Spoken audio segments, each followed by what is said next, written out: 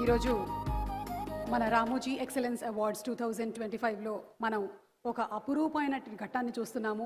అటు ఆంధ్రప్రదేశ్ ముఖ్యమంత్రి వర్యులు శ్రీ నారా చంద్రబాబు నాయుడు గారు, అలాగే మన తెలంగాణ గౌరవనీయ ముఖ్యమంత్రి వర్యులారు శ్రీ ఏ రేవంత్ రెడ్డి గారు ఇరువురు ఇవాల్టి కార్యక్రమానికి రావటం మాకెంతో ఆనందాన్ని కలిగిస్తోంది.